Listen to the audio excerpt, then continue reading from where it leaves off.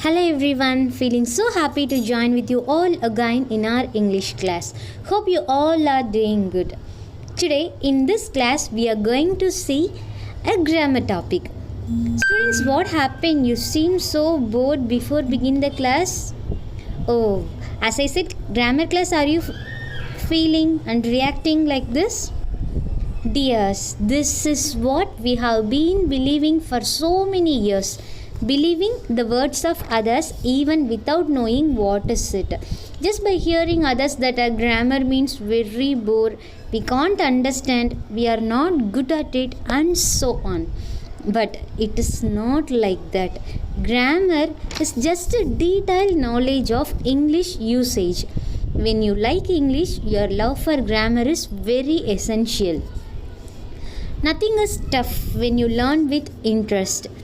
It will be easy if you understand the basic rules alone. And when you understand, no one can stop you from learning and loving it, loving the grammar.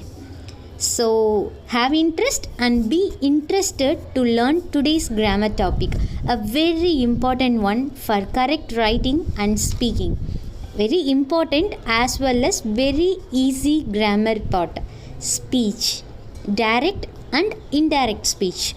This grammar topic is not only for your exam but for your life. It is very important when we speak in English, especially when we convey the words of someone to someone.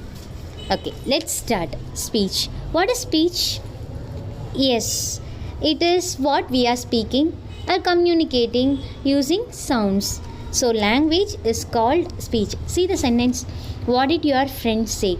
For this question, we can answer in two ways.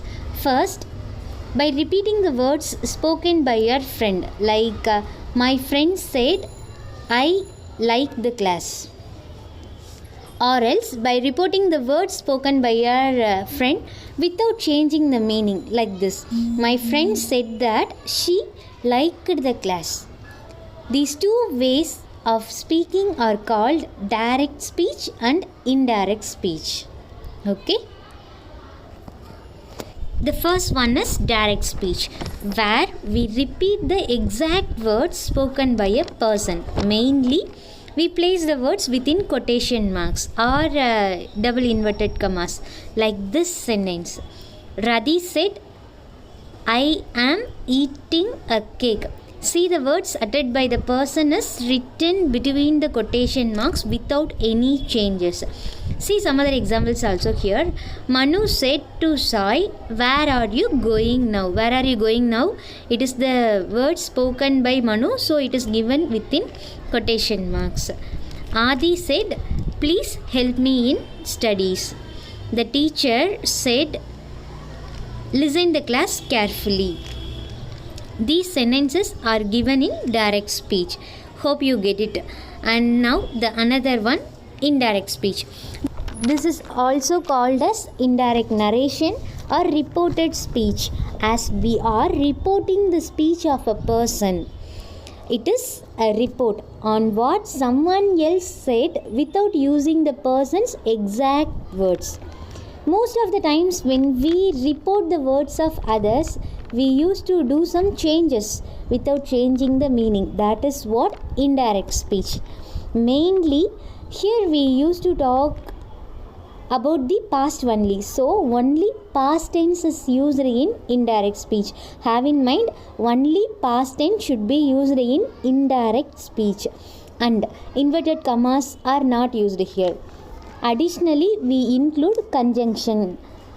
Let's take that example. Radhi said, I am eating a cake.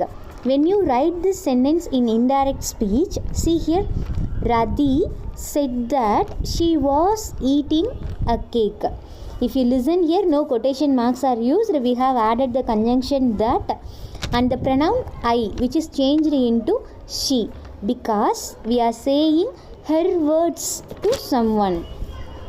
And then the tense, which is also changed here. See the remaining examples also. Manu asked Sai where he was going then. Adi requested to help her in studies. And The teacher asked the students to listen the class carefully. This is what direct and indirect speech. Dears, to convert one into another, we must know some basic rules. That's all. Let us see the basic rules in the next video.